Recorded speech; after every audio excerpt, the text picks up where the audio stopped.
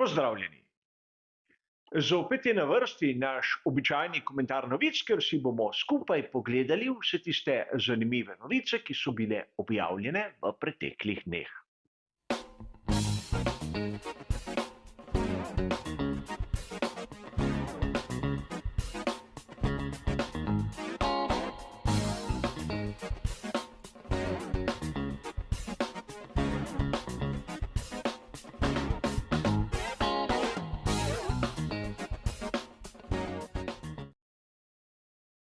Tudi tokrat se bomo ustavili kot ponavadi pri 4 različnih sklopih novic.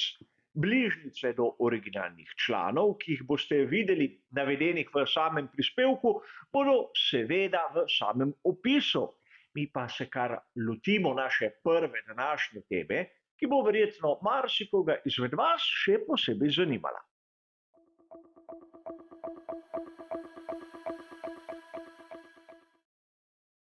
Dvig kazni za voznike svetovnega prvenstva Formule 1 je verjetno razburil marsikoga.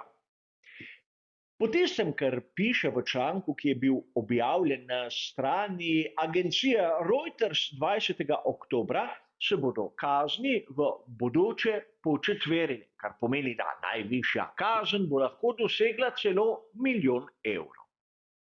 Na spletnem portalu RaceFans smo lahko prav tako 20. oktobra našli izjavo Aleksandra Albona, ki trdi, da mogoče 3 ali 4 vozniki si bodo lahko privoščili takšne kazni.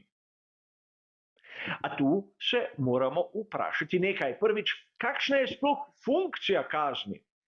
Je to nekaj, kar vozniki plačajo, tako mimogrede, ko storijo napako, ali je sredstvo, ki naj bi preprečevalo razne kršitve?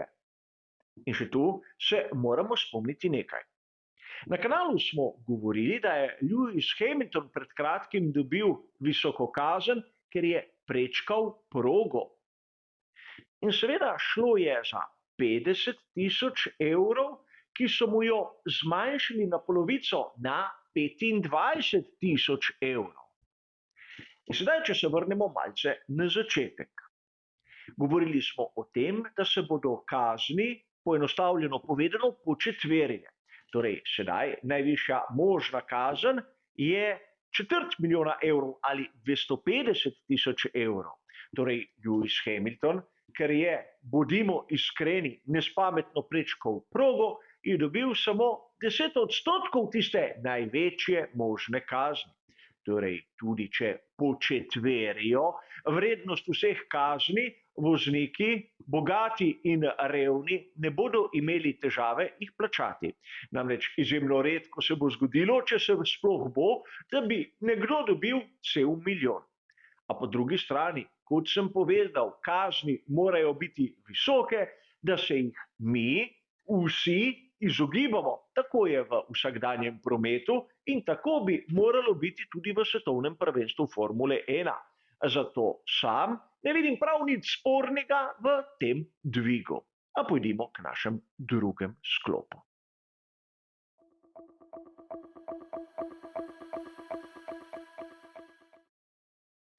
Štiriindvajsetega oktobra smo lahko na italijanski verziji spletnega portala motorsport.com prebrali, kakšni naj bi bili načrti Audija v Formuli 1 za prihodnje leto. Namreč sedaj ekipa, ki je znana kot Alfa Romeo F1 Team, bo v kratkem postala Audi. Pogodba s pokroviteljstvom te italijanske znamke se izteče s koncem letošnje sezone. Nato lahko pričakujemo sezono pod imenom Sauber in v sezoni 2025 bi lahko se ekipa preimenovala že v Audi. Čeprav takrat novega pogonskega sklopa še ne bo, ta prihaja v naslednji sezoni, torej 2026, se vidi, da načrti tega nemškega konstruktorja so bili premaknjeni na leto dni prej. In to pomeni, da v vseh strukturah morajo povečati število zaposlenih.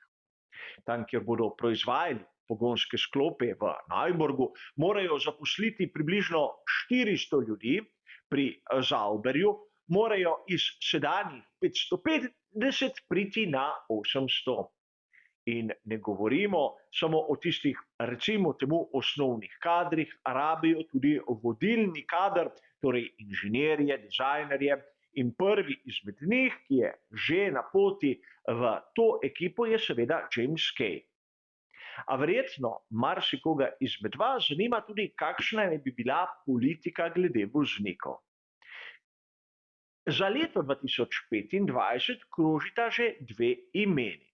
Nicole Hülkenberg ter Esteban Ocon. In verjetno marsikdo izmed vas je sedaj rahlo presenečen. Namreč Hülkenberg že precej v letih in nima kakšnih rezultatov v ozadju, ki bi ga lahko postavila na to, bodimo iskreni, izjemno zaželeno mesto. Ampak Hülkenberg je Nemec in seveda nemška ekipa, nemški konstruktor želi nemškega voznika. Ocon se bo seveda rešil pogodbe z Alpinom in je verjetno tudi zanimiv kader za to ekipo. Ampak kaj se bo zgodilo z Valtterijem Bottasom? Seveda po koncu njegove avanture pri tovarniški ekipi Mercedes je presedlal k Alfa Romeo F1 Team. In verjetno pri Audiju si ne želijo nekoga, ki ga je opustil Mercedes. Rivalstvo med obema znamkama je znano.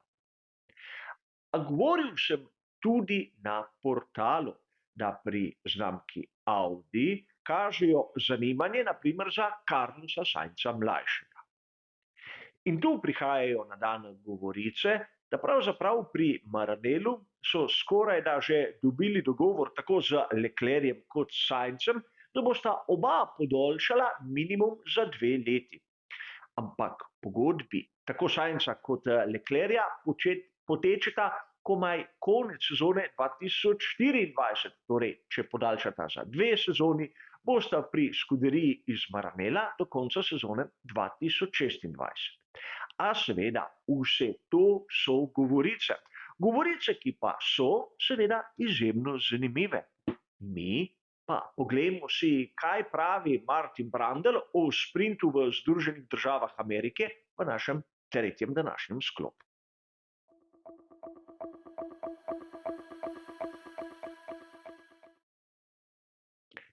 Na spletnem portalu GP Blog smo lahko 24. oktobra zasledili izjemno zanimivo razmišljanje Martina Brundla. Martin Brundle, bivši voznik Formule 1, komentator na Skyju, je povedal, da pravzaprav na veliki nagradi Združenih držav Amerike je sprint povzročil ogromno težav. O mojem stališču do sprinta in o tem, da ni pritegnil množico publike, smo že govorili v posebnem prispevku. A tokrat Martin Brundle je pokazal čisto drugačen zorni kot, ki je po mojem osebnem videnju zanimiv za vse nas navdušence. Spomnimo se, da po koncu dirke za veliko nagrado sta bila diskvalificirana Lewis Hamilton in Charles Leclerc. In verjetno mnogi se sprašujejo, zakaj Martin Brundle tu ponuja izjemno zanimivo razlago. Ker so na progi v Austinu planirali sprint, kar je pomenilo en sam prosti trening in izjemno malo priložnosti, da bi ekipe preizkušale bolide s polnim rezervoarjem goriva.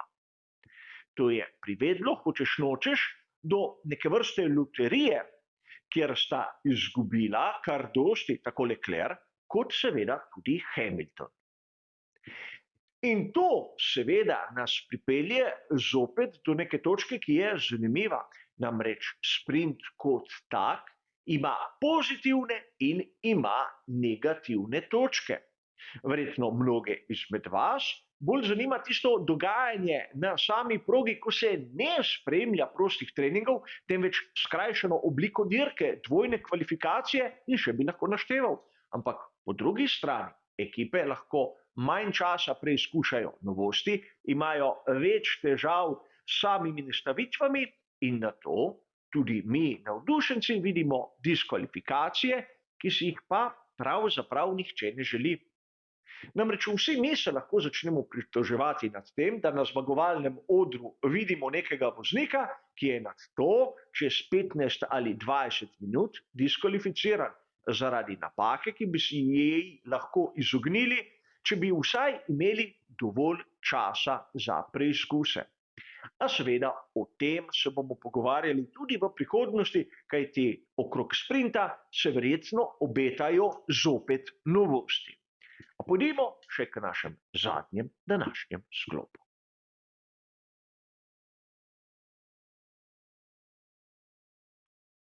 V našem zadnjem sklopu se bomo pa pogovarjali o tem, kaj mora narediti Sergio Perez, da bo ostal pri Red Bullu še v sezoni 2024.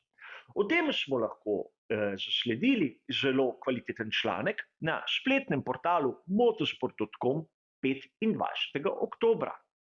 In seveda ne gre za analizo, ne gre za razmišljanje, temveč za izjavo Kristjana Hornerja, ki je verjetno edini oziroma eden izmed glavnih, ki bo o tem odločal. In treba je poudariti, da Sergio Perez ima podpisano pogodbo tudi za naslednjo sezono, ukolikor bi si pri Red Bullu nekako zamislili drugega voznika na njegovem mestu, ga bodo morali polno plačati. In konec koncev Christian Horner je dejal, da ne vidi razloga, zakaj bi prišlo lahko do menjave v ekipi Red Bulla. Namreč to, ali Perez bo zaključil sezono na drugem mestu med vozniki ali ne, po njegovem videnju sploh ni pogoj. Seveda, od velike nagrade Azerbajdžana letos forma Pereza gre navzdol. A Horner poudarja neko zanimivo točko. Namreč verjetno danes na štartnem razporedu bi bil malo kdo sposoben biti tako konkurenčen kot Max Verstappen. Verjetno velika večina tistih, ki bi lahko nadomestila Pereza, bi bila prav tako hitra oziroma počasna, kot je on. In seveda, Perez ima še kar nekaj dirk v tej sezoni, da nekako upraviči svoj status, ampak izgleda, da pri Red Bullu mislijo nadaljevati z njim.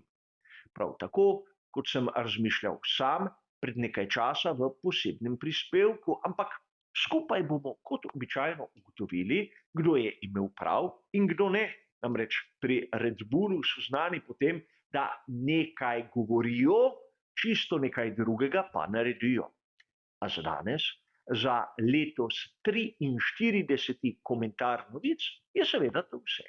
Hvala za vašo pozornost in nasvidenje.